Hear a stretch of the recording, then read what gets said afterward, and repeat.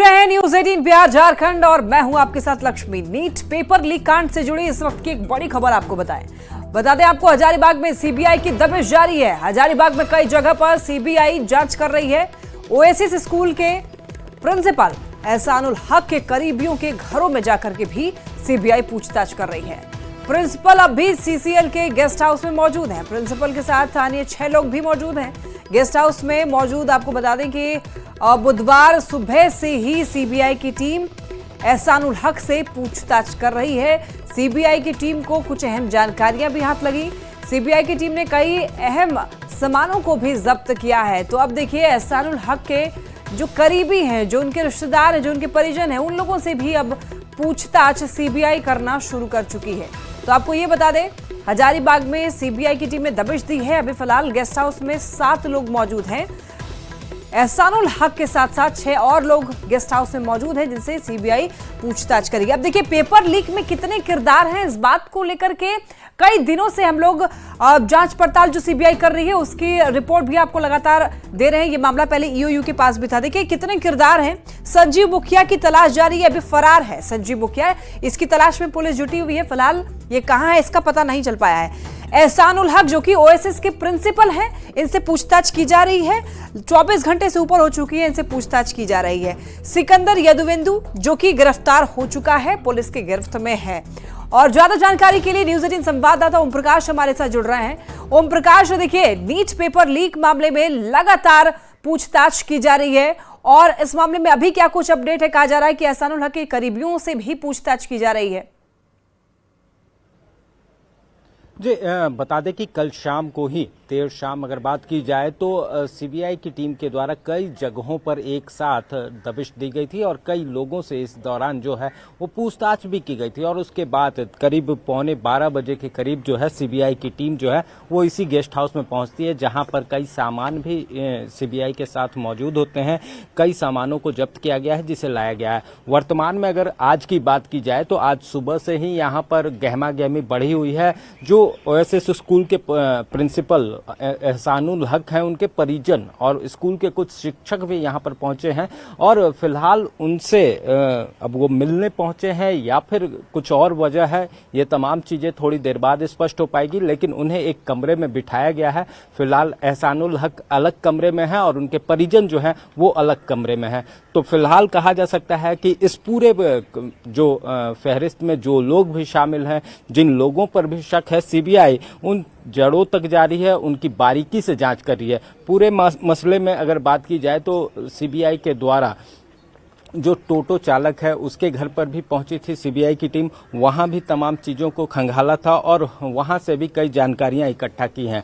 और पूरे मामले में अगर बात की जाए तो ये इस पूरे खेल में जो प्रिंसिपल की भूमिका है, जो कि सिटी कोऑर्डिनेटर भी हैं, उनकी भूमिका थोड़ी संदिग्ध जरूर पाई गई है, जिस वजह से वो सीबीआई के रडार पर हैं और पिछले 48 घंटों से इसी कहा जाए तो यहाँ पर मौजूद हैं सीबीआई के। बिल्कुल प्रकाश, देखिए सीबीआई लगातार दबिश दे रही है और ऐसे में और क्या कुछ खुलासे होते हैं इस पर आप नजर बनाए रखिएगा। फिलहाल आपका शुक्रिया तमाम जानकारियों के लिए। नीट पेपर लीक कांड में लगातार नए खुलासे हो रहे हैं और इस बीच पुलिस के सूत्रों ने एक चौंकाने वाला खुलासा किया है। सूत्रों के मुताबिक पेपर लीक का आरोपी रॉकी, जो कि नेपाल में छिपा हुआ है। रॉकी रांची में रहकर के एक रेस्टोरेंट चलाता है और बिहार के नवादा जिले का मूल निवासी है। रॉकी ने चिंटू के माध्यम से पेपर सप्लाई करवाया था। वहीं पेपर लीक का खुलासा होने के बाद रॉकी पटना के कंकड़बाग में नजर आया था और जैसे ही बिहार, आपको बता दें कि उसे इस बात की भनक लगी और उसकी गिरफ्तारी हो सकती है, तो रॉकी वहां से भाग निकला और नेपाल में जाकर के छिपा हुआ है। ऐसी सूत्रों के हवाले से खबर सामने आ रही है। पुलिस के जो सूत्र हैं वो बता रहे हैं। तो आपको बता दें कि नीट पेपर लीक मामले में लगातार जांच पड़ताल की जा रही है। जांच पड़ताल की जो रफ्तार है वो तेज कर दी गई है। अब बड़ी मछली की तलाश है सीबीआई को। राज्य से एक बड़ी खबर, पूर्व सीएम हेमंत सोरेन की जमानत याचिका पर आज फैसला होना है। झारखंड हाई कोर्ट से आज फैसला आ सकता है। जमानत याचिका पर हाई कोर्ट फैसला सुनाएगा। 13 जून को हाई कोर्ट ने फैसला रिजर्व रखा था। बड़गाई अंचल में 8.86 एकड़ जमीन से जुड़ा हुआ ये मामला है। तो हेमंत सोरेन की जमानत पर आज फैसला आने की संभावना है। ज्यादा जानकारी के लिए न्यूज 18 संवाददाता संजय सिन्हा हमारे साथ जुड़ रहे हैं।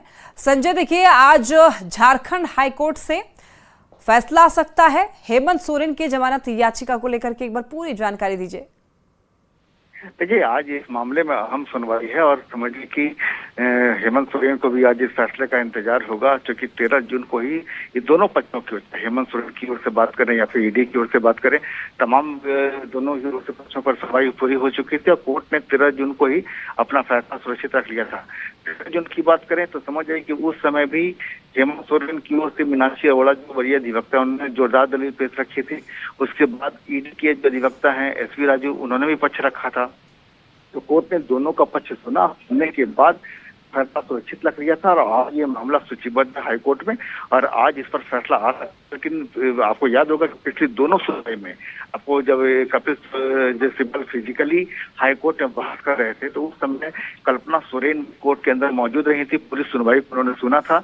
और 13 जून को जब इस मामले में एक बार एसवी राजू की ओर से पक्ष रखा जा रहा था और जब सुनवाई कंप्लीट हो रही थी उस समय भी कल्पना सोरेन हाईकोर्ट में मौजूद थी। तो अब ये देखना है कि सुनवाई अब से, चूंकि फैसला थोड़ी देर बाद हाईकोर्ट से आ सकता है, गतिविधियां बढ़ी हुई हैं। अब ऐसे में धड़कने सभी की तेज है कि झारखंड हाईकोर्ट से वास्तव में हेमंत सोरेन का क्या आता है, राहत भरा फैसला आता है या फिर मुश्किलें और बढ़ेंगी। तमाम चीजों को लेकर प्रश्नपेश है, लेकिन हाँ, सुनवाई जिस तरीके से पूरी हुई है और आज हाईकोर्ट का फैसला आ रहा, निगाह सभी की इस पर लगी हुई है। जी बिल्कुल संजय, सबकी निगाह टिकी हुई है क्योंकि बहुत दिनों से प्रयास में है हेमंत सोरेन कि उनको जमानत मिल जाए। फिलहाल आपका बहुत शुक्रिया तमाम जानकारियों के लिए। जमीन घोटाले से जुड़ी एक और बड़ी खबर, कारोबारी कमलेश से आज ईडी पूछताछ करने वाली है। फर्जी दस्तावेज के आधार पर सरकारी और आदिवासी जमीन की खरीद बिक्री का कमलेश पर आरोप है। आपको बता दें, ईडी ने समन भेजकर आज पूछताछ के लिए बुलाया है। पहले भी ईडी के समन भेजने के बावजूद कमलेश ईडी के ऑफिस नहीं पहुंचा था। 21 जून को उसके कांके रोड स्थित फ्लैट में छापेमारी हुई थी। 1 करोड़ कैश और 100 गोलियां वहां से जब्त की गई थी। तो ये बड़ी खबर रांची से, जमीन घोटाले से जुड़ी बड़ी खबर आप तक पहुंचा रहे हैं। कमलेश से पूछताछ की जाएगी, इसके लिए समन जारी किया है ईडी ने। और आपको बता दें कि जमीन की खरीद बिक्री का कमलेश पर आरोप है। फर्जी दस्तावेज के आधार पर सरकारी और आदिवासी जमीन की खरीद बिक्री का मामला जो है और इसको लेकर के कमलेश आरोपी बताया जा रहा है। तो समन भेजा है ईडी ने, पूछताछ के लिए भी बुलाया है। लेकिन ये देखना बड़ा दिलचस्प होगा कि वो पहुंचते हैं, कमलेश जो है वो ईडी के दफ्तर पहुंचते हैं या फिर नहीं, चूंकि इससे पहले भी समन भेजा गया था लेकिन उस वक्त भी कमलेश ईडी के ऑफिस पूछताछ के लिए उनसे पूछताछ होनी थी लेकिन नहीं पहुंचे। तो 21 जून को उसके कांके रोड स्थित फ्लैट में छापेमारी भी की गई थी। चंपाई कैबिनेट को लेकर के एक बड़ी खबर सामने आ रही है। चंपाई कैबिनेट की आज बैठक होने वाली है। कई महत्वपूर्ण प्रस्ताव पर मुहर लगने की संभावना है। शाम के 4 बजे झारखंड मंत्रालय में ये बैठक होगी। मुख्यमंत्री बहन बेटी स्वावलंबन प्रोत्साहन योजना पर मुहर लगने की संभावना है। 200 यूनिट फ्री बिजली का भी राज्यवासियों को तोहफा मिल सकता है। बीआरपी सीआरपी के मानदेय में 50% की बढ़ोतरी की भी संभावना जताई जा रही है। वहीं हरमू फ्लाईओवर के डीआरपी को मंजूरी मिल सकती है। तो बता दें आपको कि बैठक होनी है चंपाई कैबिनेट की और ये इस कैबिनेट की जो बैठक होगी वो बेहद महत्वपूर्ण है। कई महत्वपूर्ण ऐसे मुद्दे हैं जिस पर चर्चा की जाएगी, बैठक की जाएगी और हो सकता है, आपको बता दें कि कई ऐसे योजना है जिस पर मुहर लग सकती है, जिसमें सबसे खास है 200 यूनिट फ्री बिजली, जिसका राज्यवासियों को तोहफा मिल सकता है। झारखंड मंत्रालय में आज शाम 4 बजे कैबिनेट की बैठक होगी। आज की कैबिनेट बहुत महत्वपूर्ण है। महत्वपूर्ण इसलिए क्योंकि कई ऐसे प्रस्ताव पर मुहर लगेंगे और खासकर अगर हम उस प्रस्ताव पर गौर करें तो राज्य के महिलाओं के लिए एक बड़ी योजना की जो शुरुआत चंपाई सोरेन सरकार कर रही है उस पर आज मुहर लगने की संभावना है। मुख्यमंत्री बहन बेटी स्वावलंबन प्रोत्साहन योजना पर आज मुहर लगने की संभावना जताई जा रही है। इस योजना के तहत अगर हम बात करें तो 25 साल से ऊपर और 50 साल से कम उम्र की महिलाओं को प्रोत्साहन राशि के तौर पर 1000 रुपये महीने में दिए जाने की तैयारी है। वहीं दूसरी तरफ अगर हम बिजली उपभोक्ताओं की बात कर लें तो आज उनके लिए एक बड़ी सौगात मिल सकती है। राज्य सरकार ने पहले ही 200 यूनिट फ्री बिजली की बात कही है और आज कैबिनेट में इस पर मुहर लग सकती है। अगर 200 यूनिट फ्री बिजली पर सरकार मुहर लगाती है तो तकरीबन राज्य के 40 लाख बिजली उपभोक्ताओं को इससे सीधा लाभ मिलेगा। दूसरी तरफ अगर हम बात कर लें तो जो बीआरपी सीआरपी हैं उनके मानदेय में 50% की वृद्धि की बात कही जा रही है। इसी तरह देवघर में बस टर्मिनल बनाने के लिए राशि का आवंटन हो सकता है, उस पर स्वीकृति मिल सकती है। इसके साथ साथ राजधानी के लिए भी एक अच्छी खबर है कि हरमू फ्लाईओवर जो कि बहुत दिनों से बात हो रही थी, उसके डीपीआर पर आज कैबिनेट में मुहर लग सकती है। तो कई ऐसे प्रस्ताव हैं जिस पर आज नज़र रहेगी और ये देखना होगा कि राज्य की चंपई सोरेन सरकार राज्यवासियों को कैबिनेट के माध्यम से कौन कौन सी नई सौगात देती है, क्योंकि विधानसभा के चुनाव बहुत नज़दीक हैं और विधानसभा चुनाव के मद्देनज़र हर एक कैबिनेट इस बार महत्वपूर्ण होने जा रहा है। न्यूज़ 18 के लिए अविनाश कुमार, रांची। चंपाई कैबिनेट को लेकर के एक और बड़ी खबर है। झारखंड कैबिनेट विस्तार को लेकर के अब तक तारीख तय नहीं हुआ है। आपको बता दें कि चंपाई सरकार को कांग्रेस के फैसले का इंतजार है। दिल्ली में प्रदेश कांग्रेस के बड़े नेता जमे हुए हैं। कांग्रेस महासचिव केसी वेणुगोपाल के साथ में बैठक के बाद अंतिम फैसला लिया जाएगा और तब हो सकता है तारीख का ऐलान किया जाए। तो ये बड़ी खबर आप तक पहुंचा रहे हैं। झारखंड कैबिनेट विस्तार होना है। ज्यादा जानकारी देंगे न्यूज़ 18 संवाददाता अविनाश हमारे साथ जुड़ रहे हैं। अविनाश, देखिए झारखंड कैबिनेट विस्तार को लेकर के कई दिनों से चर्चा तेज है, तो ऐसे में क्या कुछ जानकारी मिल पा रही है, क्योंकि अभी भी तारीख जो है वो तय नहीं हुआ है? सही कहा आपने, और तारीख का जो इंतजार है वो लगातार लंबा होता चला जा रहा है और कांग्रेस के जो प्रदेश कांग्रेस के नेता हैं वो दिल्ली में जमे हुए हैं। कल की जो जानकारी आई है, कल शाम में प्रदेश अध्यक्ष और जो प्रदेश के प्रभारी हैं गुलाम अहमद मीर, इनकी एक बैठक जरूर हुई है, लेकिन कांग्रेस महासचिव केसी वेणुगोपाल के साथ बैठक नहीं हो पाई थी। इसलिए ये जो पहले से अंदाजा लगाया जा रहा था, ये कहा जा रहा था कि संभवतः 28 जून या 29 जून को शपथ ग्रहण हो सकता है, तो अब ये संभव नहीं हो पाया है। आज जो अभी हमारी बातचीत हुई है दिल्ली, उसके आधार पर जो जानकारी मिली है कि आज दोपहर तक केसी वेणुगोपाल से बातचीत होगी प्रदेश अध्यक्ष और प्रभारी की। उसके बाद जो अंतिम मुहर लगनी है, क्योंकि एक प्रक्रिया भी है, कांग्रेस की तरफ से जो नाम दिए जाएंगे मुख्यमंत्री को, फिर मुख्यमंत्री सचिवालय से राजभवन को भेजा जाना है। दो जो नाम है वो पहले से लगभग तय माने जा रहे हैं, चाहे वो कांग्रेस की तरफ से अल्पसंख्यक कोटे से कहें, इरफान अंसारी का नाम कहा जा रहा है, और दूसरा नाम जो जेएमएम की तरफ से और 12वें मंत्री के तौर पर अगर हम कहें तो बैजनाथ राम का नाम आ रहा है। लेकिन जो दिक्कत है, जिस परेशानी को लेकर सबसे ज्यादा कांग्रेस के अंदर में इस वक्त चर्चा हो रही है, वो ये है कि क्या इसके अलावे भी जो कांग्रेस कोटे के मंत्री है उसमें कोई फेरबदल होगा, और इसी संभावना को देखते हुए ये देरी हो रही है। आज अब ये कह सकते हैं, बिल्कुल अविनाश, तो सबकी नजरें टिकी हुई है, चूंकि अंतिम फैसला अभी बाकी है और कहा जा रहा है कि कांग्रेस के फैसले का इंतजार है सभी को, उसके बाद ही आगे कुछ होगा। तो फिलहाल नजर आप भी बनाए रखिएगा। बहुत शुक्रिया आपका तमाम जानकारियों के लिए। सत्र चल रहा है, इधर आज कैबिनेट की बैठक है, सरकार लगातार काम में व्यस्त है, माननीय मुख्यमंत्री जी जगह जगह जा रहे हैं, नित नई योजनाओं की शुरुआत हो रही है, तो स्वाभाविक है कि इस प्रकार के निर्णय आला कमान के स्तर से होंगे तो मीडिया में ये बातें आ जाएंगी कि कब क्या होना है। गिरिडीह से एक बड़ी खबर सामने आ रही है। जेल में बंद विचाराधीन कैदी की मौत हो गई। विचाराधीन कैदी की मौत के बाद हंगामा, परिजनों ने शव लेने से इनकार कर दिया। केंद्रीय कारा अधीक्षक को बर्खास्त करने की मांग, बैठाई गई मजिस्ट्रियल इंक्वायरी, पोस्टमार्टम रिपोर्ट के अनुसार अब कार्रवाई की जाएगी। परिजनों ने जेल के अंदर मारपीट का आरोप लगाया है और आपको बता दें कि परिजनों ने जमकर हंगामा किया। साथ ही साथ आपको ये भी बता दें कि शव लेने से परिजनों ने इनकार कर दिया। केंद्रीय कारा अधीक्षक को बर्खास्त करने की मांग उठाई है परिजनों ने, और आपको ये बता दें कि मजिस्ट्रियल इंक्वायरी अब बिठाई गई है। पोस्टमार्टम रिपोर्ट के अनुसार अब कार्रवाई आगे की जाएगी। परिजनों ने जेल के अंदर मारपीट करने का आरोप लगाया है। मजिस्ट्रियल इंक्वायरी पोस्टमार्टम के लिए प्रशासन हरकत में आया है और अभी जल्द ही इंक्वेस्ट और पोस्टमार्टम किया जाएगा। मजिस्ट्रियल इंक्वायरी होगी। इसमें NHRC को भी खबर किया गया है, जेल प्रशासन की तरफ से इतना हमें खबर मिला है। जैसे ही इसका इंक्वायरी होगा आपके सामने। रांची से एक बड़ी खबर, अपराधियों ने डीएसपी को निशाना बनाया। डीएसपी सरिता मुर्मू के साथ छिनतई, बाइक सवार अपराधी चेन छीन करके फरार हो गए। अपराधियों की पहचान में अब पुलिस जुटी हुई है। तो ये की बड़ी खबर है कि डीएसपी को ही अब अपराधियों ने निशाना बनाया। डीएसपी सरिता मुर्मू के साथ छिनतई हुई है। डीएसपी सरिता का आपको बता दें कि चेन छीन लिया गया है। कोतवाली थाना क्षेत्र की घटना बताई जा रही है। अपराधियों की पहचान में फिलहाल पुलिस प्रशासन अब जुटा हुआ है, लेकिन आपको बता दें कि देखिए कितने ज्यादा हौसले बुलंद हैं अपराधियों के कि डीएसपी से भी अब छिनतई की जा रही है। डीएसपी सरिता मुर्मू के साथ छिनतई का एक मामला, बाइक सवार अपराधी चेन छीनकर फरार हो गए हैं। बंगाल की खाड़ी में निम्न दबाव का असर झारखंड में दिखने लगा है। आसमान में बादल छाए हुए हैं और बारिश की भी संभावना जताई जा रही है। मौसम विभाग ने 30 जून तक रुक रुक कर बारिश होने का अलर्ट जारी किया है। तो वहीं झारखंड में मौसम का हाल बता रहे हैं न्यूज 18 संवाददाता अविनाश कुमार। बंगाल की खाड़ी में निम्न दबाव का असर झारखंड में भी देखने को मिल रहा है। वैसे तो देश के कई राज्यों में बंगाल के खाड़ी में निम्न दबाव का असर रहेगा, खासकर अगर हम बिहार, उड़ीसा, छत्तीसगढ़ की बात करें और इसके साथ साथ जो झारखंड के इलाके हैं वहाँ यह असर दिखने भी लगा है।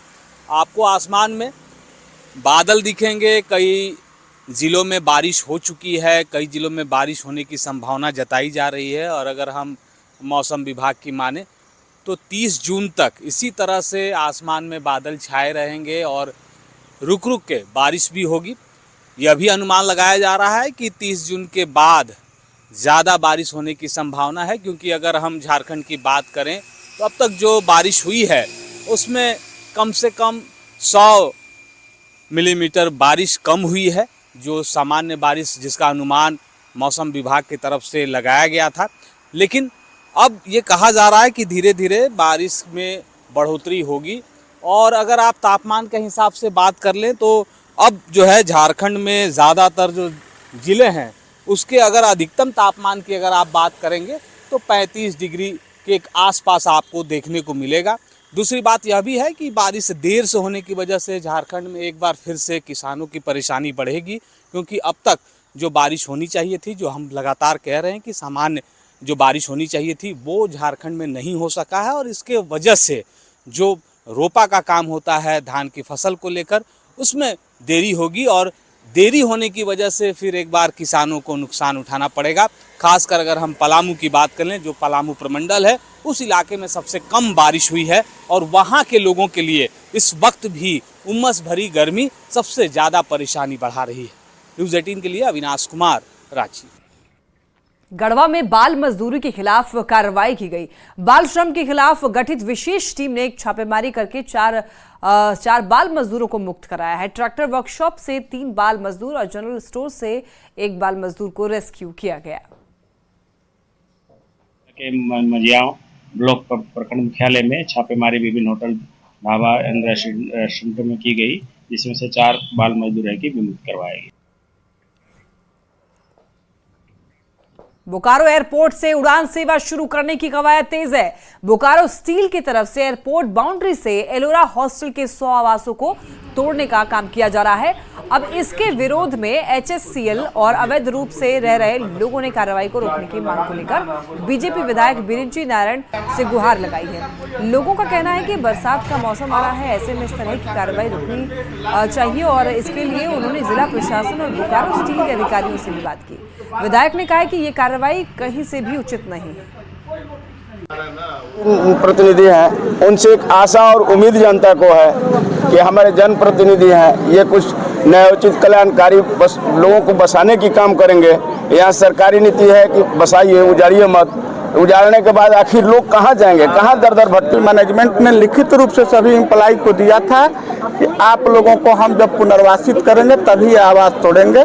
और इस पर अभी सबसे बड़ी बात है कि यहाँ बोकारो का जो आंचलिक प्रमुख है एक ही व्यक्ति है। एचएसएल में कुल एम्प्लॉय संख्या 3 है, एक एमडी है, एक जीएम है और एक लेबर है। सो पहले एचएसएल ने और बीएसएल ने उनको अलॉट किया था। अब अचानक उनको कल डोजर पहुंच गया वहाँ कि खाली करना है, इसको खाली करिए। थोड़ा तोड़ा भी सिंबॉलिक रूप से। तो मैंने जिला प्रशासन से, एसडीओ साहब से और जो राजन प्रसाद ईडीपीएन ने उनसे आग्रह किया है बात करके कि इस प्रकार का करना उचित नहीं होगा, क्योंकि बरसात का भी समय, ये लोग कहाँ जाएंगे। खबर बोकारो से है, जहां पर पैनल बोर्ड में तकनीकी खराबी आने की वजह से बेरमो के 12 पंचायतों में जलापूर्ति बाधित हो गया है। पानी की किल्लत की वजह से लोगों को पानी से आपको बता दें कि नहीं मिल पा रहा है और इसकी वजह से लोगों को परेशानियों का सामना करना पड़ रहा है। ग्रामीणों के मुताबिक शिकायत के बाद भी समस्या का समाधान नहीं हो पा रहा है। सरकार का पानी का कनेक्शन लगे हुए बहुत बहुत दिन हो गया, लेकिन पानी बाधित है, पानी चल नहीं रहा है। शुरू में लगा तो 2-3 दिन पानी चला, उसके फिर बाधित हो गया और पानी का बहुत संकट है। भी शिकायत किया मुखिया जी को बोले और डिपार्टमेंटल को भी बोले, कोई सुनवाई नहीं हुआ। जैसे स्टार्टर दबा रहे हैं तो उस समय मोटर नहीं चल पा रहा है। कब से? कल शाम से। तो पूरे पंचायत में बाधित है जल? हाँ। कितने पंचायत में जलापूर्ति बाधित है? तो 12। बेटी पढ़ाओ बेटी बचाओ का नारा तो सभी देते हैं, पर सुदूर ग्रामीण इलाके के बच्चियों का क्या हाल है, इसकी बानगी सरायकेला में देखने को मिली। निमडी प्रखंड के चलग्यामा गांव में 4 अनाथ बच्चियां बहुत मुश्किल से अपना जीवन यापन कर रही हैं। 15 साल की कांद्री पढ़ना तो चाहती हैं, लेकिन अपनी 3 छोटी छोटी बहनों को देख करके उसने पढ़ाई छोड़ दी है और मजदूरी कर अपनी बहनों का लालन पालन कर रही है। ग्रामीणों का कहना है कि इन बच्चियों को सरकार की तरफ से कोई मदद नहीं मिल रहा है। থাকে রাজ্যের বেলা লোকে বহুত কিছু বলে এরা লোকের ঘরে থাকে, রান্না বান্না করে আর খায় আর লোকের ঘরে থাকে। বলো তাহলে কত কষ্ট হয়, 3টে মনু ছানা 4টে মনু ছানার বহুত কষ্ট আমরা দেখছি, আমরা সামনে আছি। ইতুটুকুটুকু ছিল আমরা মার দিয়ে দিয়ে বড় করেছি ছানা লাগে। লাগাতে যায় আর করে লোকের ঘরে আর কাম করে বলে গরিব ছানা এদেরকে কোনো কিছু দিলে ভালোই হবে সবাই মিলে। আমরাও এটাই চাই যে সরকার কিছু হলে দেখ ছানা গিলাকে। गाँव में किसान के घर में थोड़ा मोड़ा में काम करते हैं, उसी से निर्वाह करते हैं। और ये जो बच्चा है ना, ये छोटा वाला, इस पढ़ाई लिखाई में था उसी समय, ये तो उसी तो बहुत छोटा था, एकदम बहुत छोटा था। किसी तरह से इन लोग पाला। हम भी पढ़ते चाय तो কি বলে ছোট লাগে কে দেখবে, পড়ালেখা করলে ছোট লাগে কে দেখবে, তখন পড়তে আমি নাই পড়ি তো এরা গলো পড়াবো যদি। इसी के साथ बुलेटिन में इतना ही। नजर डालेंगे हेडलाइंस।